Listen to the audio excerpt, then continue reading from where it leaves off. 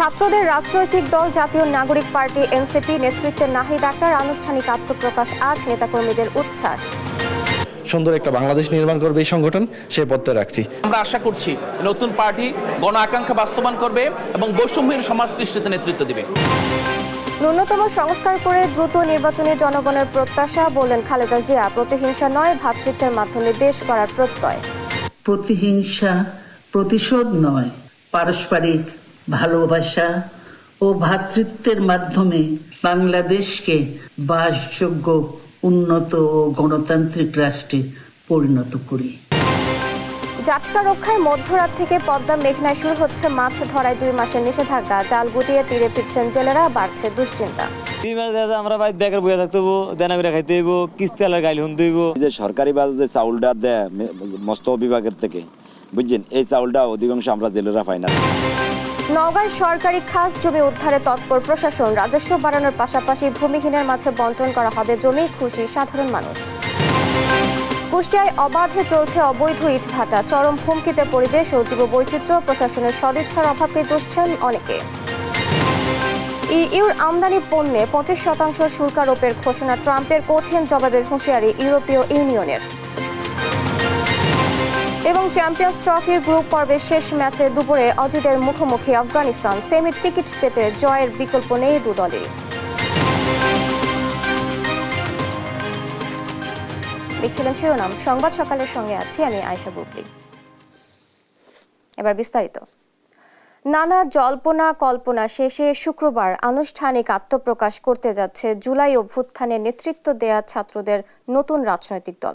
সম্ভাব্য নাম হতে যাচ্ছে জাতীয় নাগরিক পার্টি এনসিপি। জাতীয় নাগরিক কমিটির কেন্দ্রীয় সদস্যদের 2 ঘণ্টার বৈঠকে আহ্বায়ক হিসেবে নাহিদ ইসলাম ও সদস্য সচিব হিসেবে আখতার হোসেনের নাম চূড়ান্ত করা হয়। তবে পূর্ণাঙ্গ কমিটি ও চূড়ান্ত নাম শুক্রবারই ঘোষণা করবে দলটি। হাসান মাহমুদের রিপোর্ট।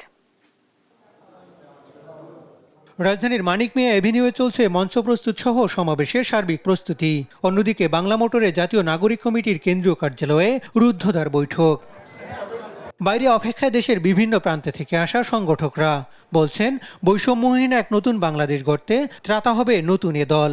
গণতন্ত্র প্রতিষ্ঠার লক্ষ্যে এই রাজনৈতিক সংগঠন প্রতিষ্ঠিত হচ্ছে। প্রত্যেক নাগরিকের সমান অধিকার চাই, আমরা সেই লক্ষ্য রেখেই আমরা এই নতুন রাজনৈতিক সংগঠন তৈরি করছি। বৈষম্যহীন সমাজ প্রতিষ্ঠার পথে আমাদের যে প্রাতিষ্ঠানিক সংস্কার করতে হবে, আমাদের যে অর্থনৈতিক সংস্কার করতে হবে, সে ধরনের কর্মসূচি নতুন পার্টিতে থাকবে এবং আমরা আশা করছি নতুন পার্টি গণ আকাঙ্ক্ষা বাস্তবায়ন করবে এবং বৈষম্যহীন সমাজ সৃষ্টিতে নেতৃত্ব দেবে। দুপুর 2টায় শুরু হওয়া বৈঠক চলে 2.5 ঘণ্টা ব্যাপী। আনুষ্ঠানিক ঘোষণা না হলেও জাতীয় নাগরিক পার্টি এনসিপি নামেই ঘোষণা হচ্ছে শুক্রবারের সমাবেশে। তার ইঙ্গিত মিলছে জাতীয় নাগরিক কমিটির ফেসবুক পেজে। কেন্দ্রীয় কমিটির আহ্বায়ক হিসেবে চূড়ান্ত হয়েছে সদ্য পদত্যাগ করা তথ্য উপদেষ্টা নাহিদ ইসলাম, সদস্য সচিব হিসেবে আখতার হোসেনের নাম। এর বাইরে মুখ্য সংগঠক হিসেবে থাকছেন হাসনাত আবদুল্লাহ ও সার্জিস আলম এবং মুখ্য সমন্বয়ক নাসির উদ্দিন পাটোয়ারি ও আব্দুল হান্নান মাসুদ। শুক্রবার 150 সদস্যের কমিটি ঘোষণা হতে পারে, তবে দ্রুত জেলা উপজেলা পর্যায়ে কমিটি গঠন করে নিবন্ধনের শর্ত পূরণের চেষ্টা থাকবে বলে জানান আখতার হোসেন। বাংলাদেশে রাজনৈতিক দলের নিবন্ধন করতে যে ধরনের শর্তাবলীগুলো প্রয়োজন হয় সেগুলো পূরণ করতে আমরা সর্বাত্মকভাবে কাজ করব।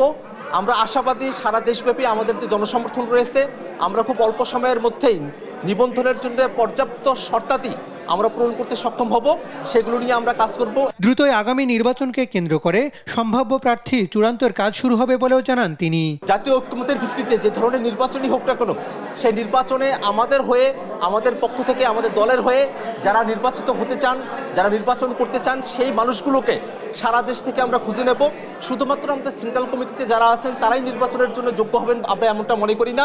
গঠনতন্ত্র কর্মসূচি চূড়ান্তে কাজ করছে দলের বিশেষ সেল। জেলা এবং মহানগর কমিটি। হাসান মাহমুদ, দেশ টিভি, ঢাকা। শুক্রবার 22 শর্তে মানিক মিয়া এভিনিউতে জাতীয় নাগরিক পার্টিকে সমাবেশের অনুমতি দিয়েছে ডিএমপি। সন্ধ্যায় 4 সদস্যের একটি প্রতিনিধি দল এ তথ্য নিশ্চিত করে।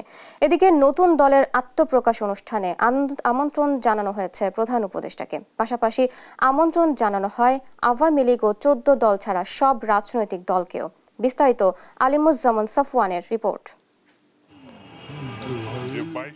নতুন রাজনৈতিক দল জাতীয় নাগরিক পার্টির আত্মপ্রকাশ ঘিরে বৃহস্পতিবার সন্ধ্যায় প্রধান উপদেষ্টার বাসভবন যমুনায় আসে সংগঠনের নেতারা।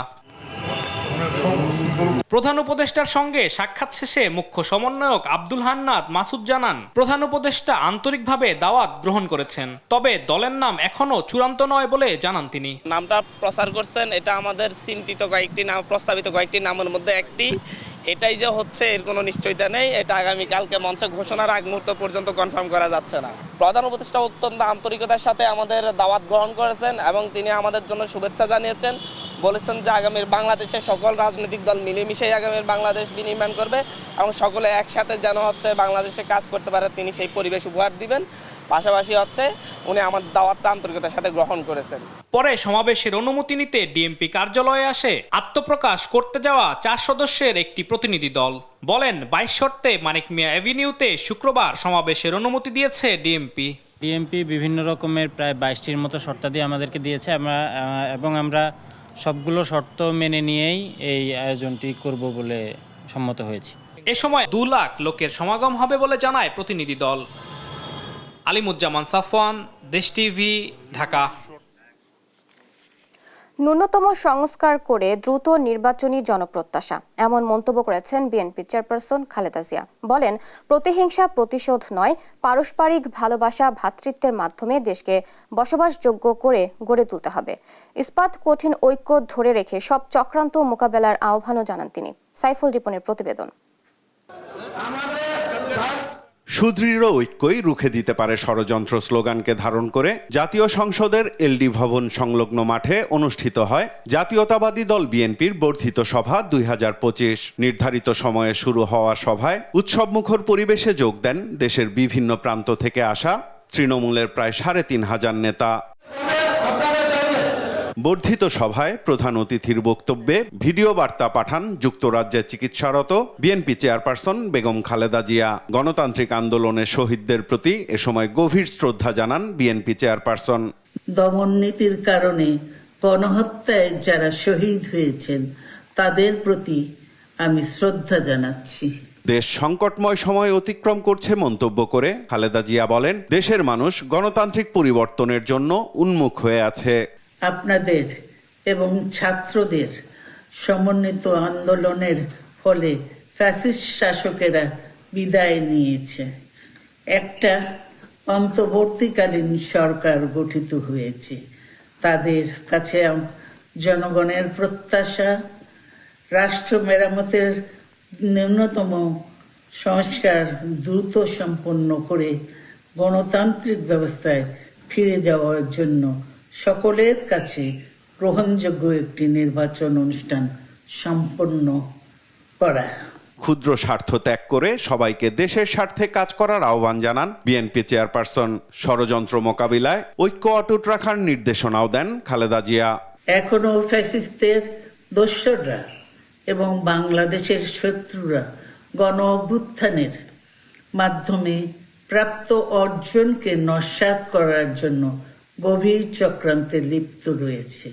ইস্পাত কঠিন ঐক্যের মাধ্যমে জনগণকে সঙ্গে নিয়ে এবং চক্রান্তকে ব্যর্থ করে দিতে হবে। প্রতিহিংসা প্রতিশোধ নয়, বরং ভালোবাসা ভ্রাতৃত্বে বসবাসযোগ্য দেশ গড়ে তোলার আহ্বানও জানান বিএনপি চেয়ারপারসন। প্রতিহিংসা প্রতিশোধ নয়। সাইফুল রিপন, দেশ টিভি, ঢাকা।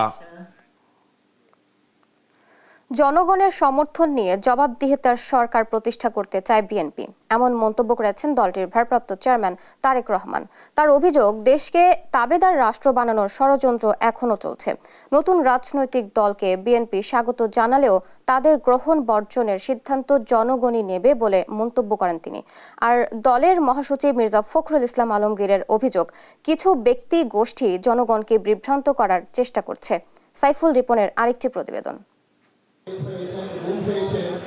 সুদৃঢ় ঐক্যই রুখে দিতে পারে সব ষড়যন্ত্র স্লোগানে 2025-এর বর্ধিত সভায় স্বাগত বক্তব্য রাখেন বিএনপি মহাসচিব মির্জা ফখরুল ইসলাম আলমগীর। বলেন, ফ্যাসিস্টরা পালিয়ে যাওয়ার পর জনগণ ভোটের অধিকার ফিরে পাবে প্রত্যাশা করলেও দুঃখজনকভাবে তার নিদর্শন দেখা যাচ্ছে না।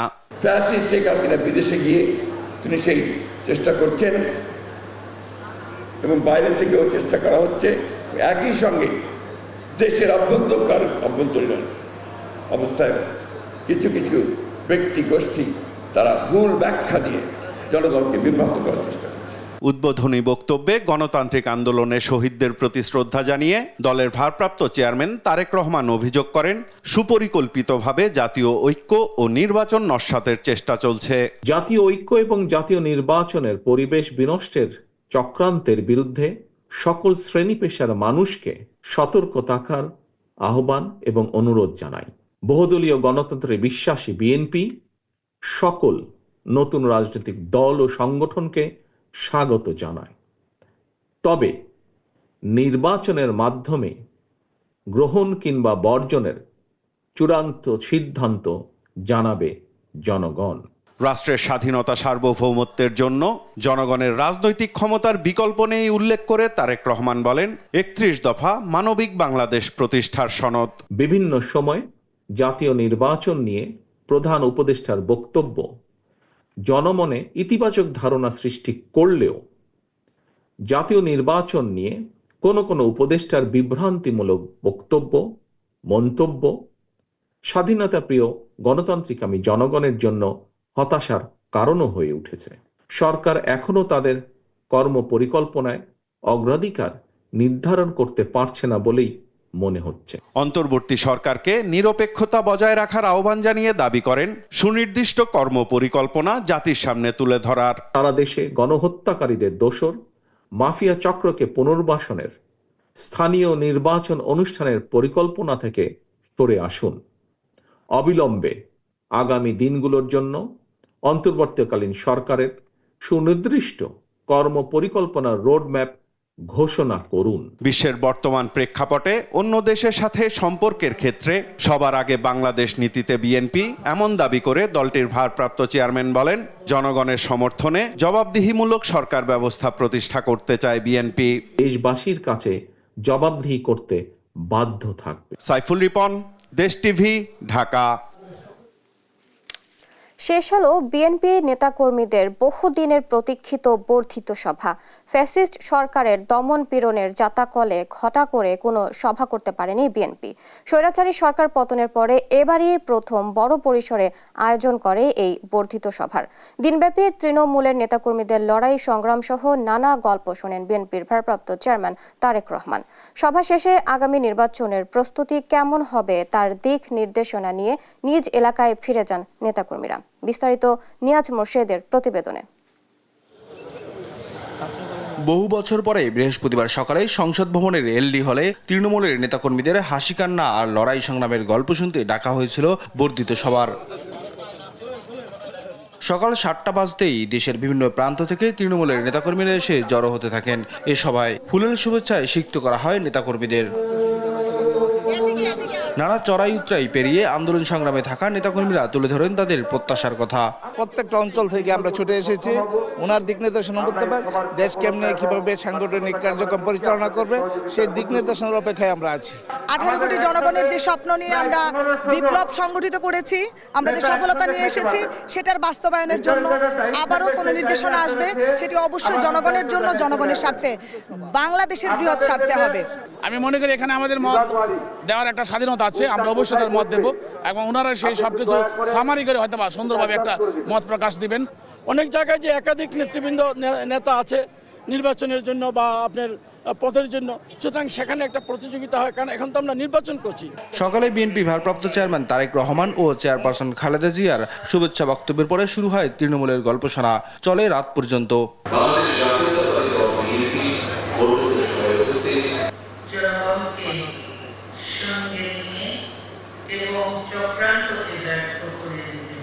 নেতাকর্মীদের নানা অভিযোগ আর চাওয়া পাওয়ার সমীকরণ মিলিয়ে আগামী নির্বাচনের জন্য প্রস্তুতির বার্তা পান নেতাকর্মীরা। ক্ষুদ্র করে সংগঠনটা ভুলে গিয়ে আবারও একসাথে কাজ করার আহ্বান জানিয়েছেন বিএনপি চেয়ারপারসন বেগম খালেদা জিয়া। তারই নেতৃত্বে সাড়া দিয়ে এবার তৃণমূলের নেতাকর্মীরা প্রত্যাশা ব্যক্ত করেছেন গণতান্ত্রিক রাষ্ট্র প্রতিষ্ঠায় একসাথে কাজ করবে।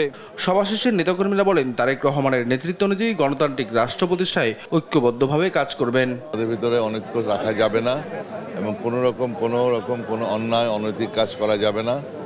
এবং জনগণের স্বার্থে কাজ করতে হবে। জনগণের কাছে যাওয়ার জন্য নেতাকর্মীদের যে বক্তব্য ছিল সেই দিক নির্দেশনা তিনি দিয়েছেন।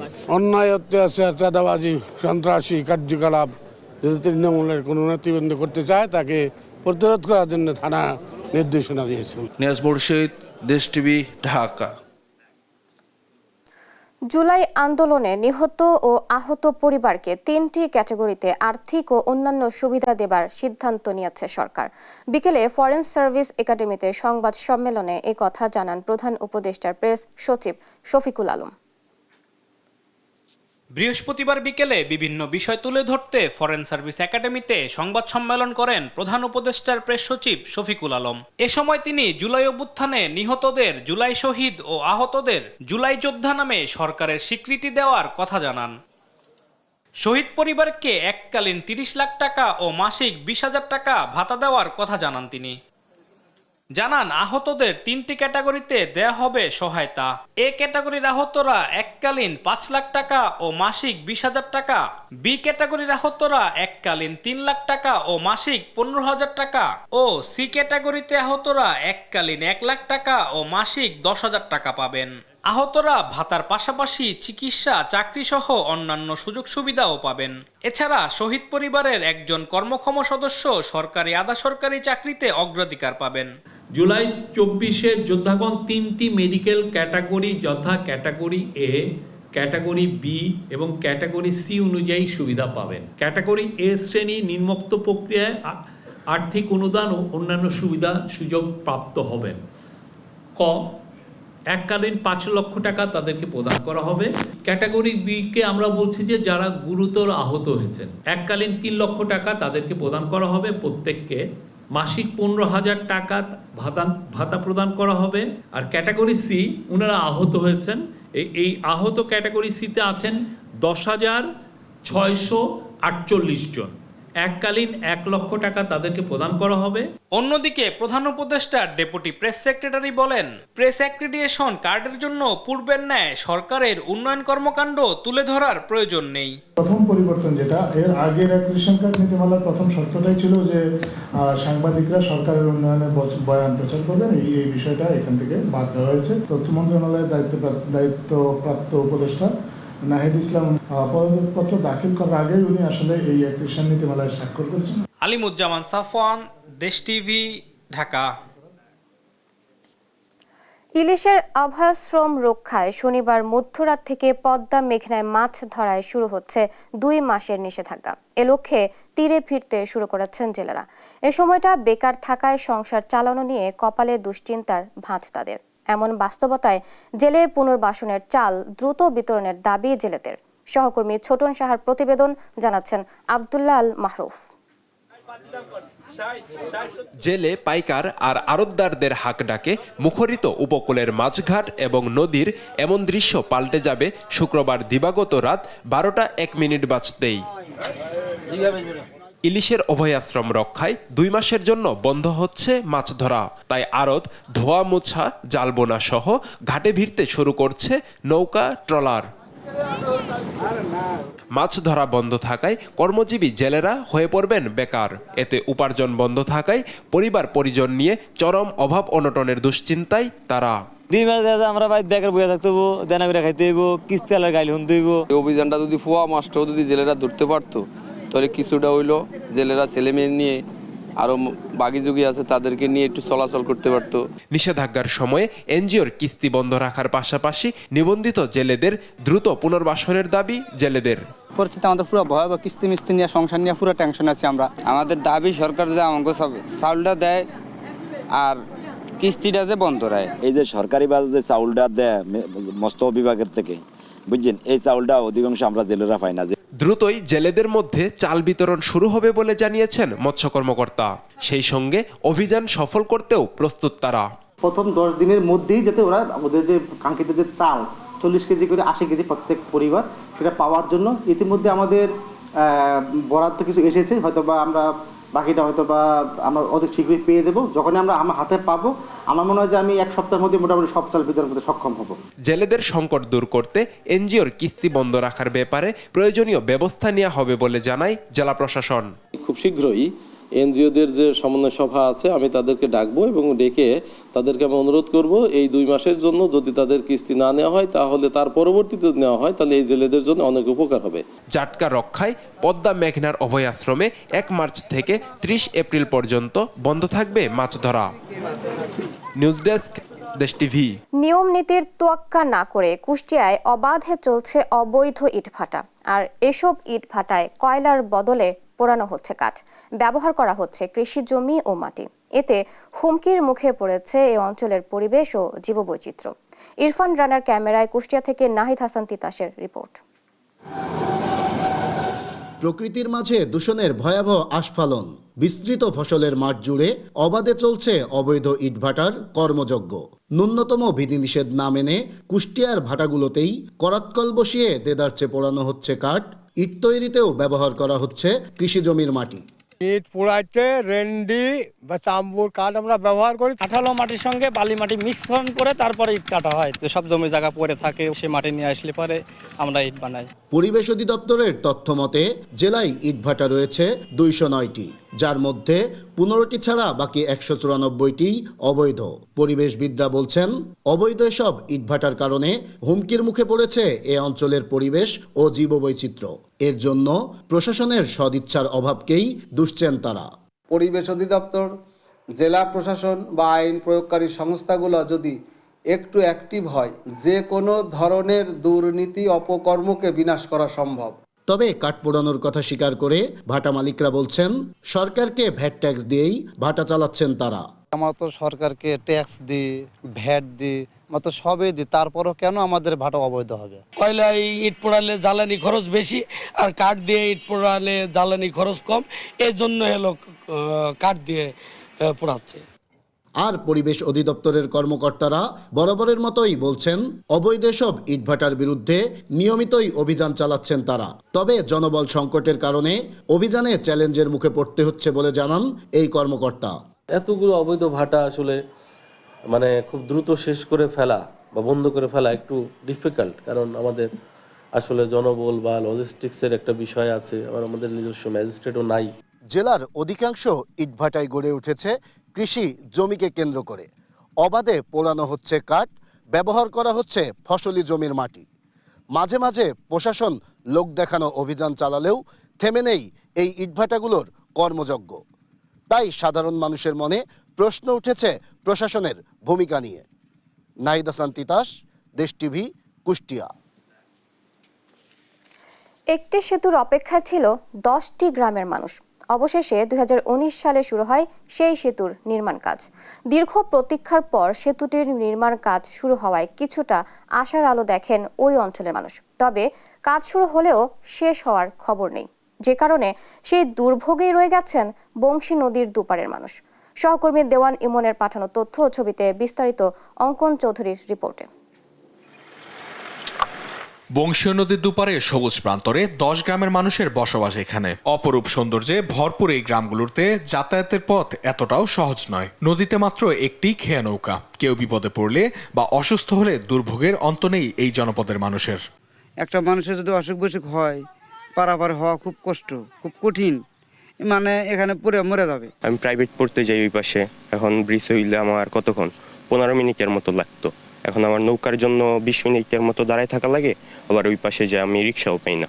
স্থানীয়দের দীর্ঘদিনের দাবিতে 2019 সালে শুরু হয় নলাম সেতু নির্মাণের কাজ। 2022 সালের মধ্যে ঠিকাদারি প্রতিষ্ঠানের কাজ শেষ হওয়ার কথা থাকলেও 3 দফায় সময় বাড়িয়ে তা গড়িয়েছে 2025 সাল অবধি। তবে এখনো শেষ হয়নি সেতু নির্মাণ কাজ, যে কারণে ক্ষুব্ধ ঠিকাদার প্রতিষ্ঠানটা যদি গুরুত্ব সহকারে এটা দেখে, আমাদের জনগণের দুর্ভোগগুলো দেখে, তাহলে আমাদের খুব উপকার আসবে। 6-7 বছর আগে এই কাজ চালু করছে, কইছে 2 বছরের মধ্যে কমপ্লিট করে দেবো।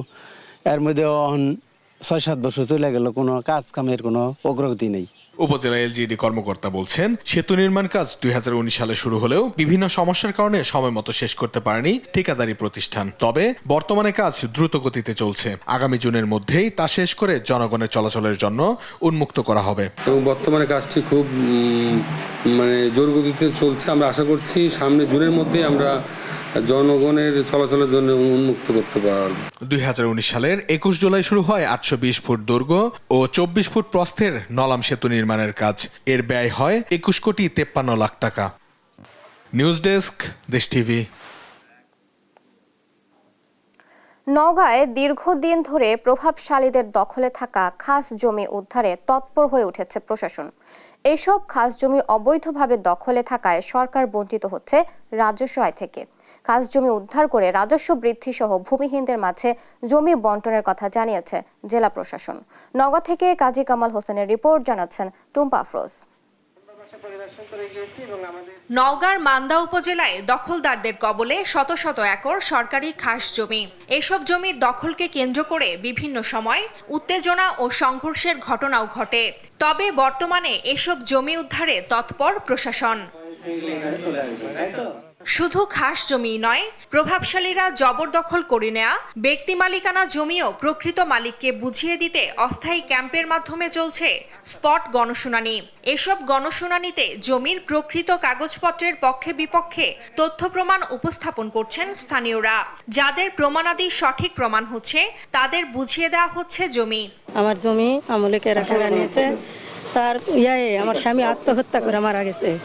যাওয়ার পর সেই জমি কোনো দিনই পাইনি। এখন ছাড় ডেকেছে, এই জমি যদি আমি পাই তাহলে এই জমি নিয়ে আমি আমার জমি দখলে নেই, অন্যজন দখল করছে। স্যার আপনার কাছে আবেদন দিছি, আপনি আমারটা দেখবেন। স্যার বললো তোমাকে দেওয়া যায়। এখানে আসছে, খুব উপকার হয়েছে। হ্যাঁ, এতে আমার ভালো লাগলো। জমিটা দিলে আরো ভালো লাগবে। এই জমি জমাগুলো, খাস জমি যেগুলি আমাদের রয়েছে, এইগুলি সুষ্ঠু বন্টন করে দিচ্ছেন ও যার যার দখল আছে তাকে দেওয়ার চেষ্টা রাখছেন। হ্যাঁ, এতে করে আমাদের গরিব দুঃখীর মানে কষ্টের লাঘব হচ্ছে, অর্থের লাঘব হচ্ছে, হয়রানিটাও তাদের হওয়া লাগছে না। আমি কাগজপাতি জমা দিছি, করে জমি দিলে আমি খুব খুশি হই। উদ্ধার করা জমির রাজস্ব আদায়, আইনি প্রক্রিয়ায় ভূমি বরাদ্দের সুযোগ সৃষ্টি ও ভূমিহীনদের মাঝে বন্টন করা হবে জানান উপজেলা নির্বাহী কর্মকর্তা। এখন আমরা বন্দোবস্ত দেব অথবা জনগণের মাঝে যখন এটা দেব, তখন কিন্তু জনগণ এটি ডিসিআর মূল্যে সরকারকে কিন্তু ভূমি উন্নয়ন কর যেটি আছে সেটি কিন্তু পরিশোধ করবেন। এর মাধ্যমে সরকারও কিন্তু লাভবান হবেন, সরকারের রাজস্ব খাতে কিন্তু এখানে অর্থ জমা হবে। জেলা জুড়ে খাস জমি উদ্ধার কার্যক্রম অব্যাহত থাকবে জানান জেলা প্রশাসক। আমি নওগাঁ জেলাতে এই যে উদ্যোগটা গ্রহণ করেছি, খাস জমি পুনরুদ্ধার এবং সেটি সরকারের দখলে নিয়ে আসা, সেটি চলমান থাকবে। গেল কয়েকদিনে মান্দা উপজেলায় 1000 একরের বেশি খাস জমি উদ্ধার করেছে প্রশাসন। নিউজ ডেস্ক, দেশ টিভি।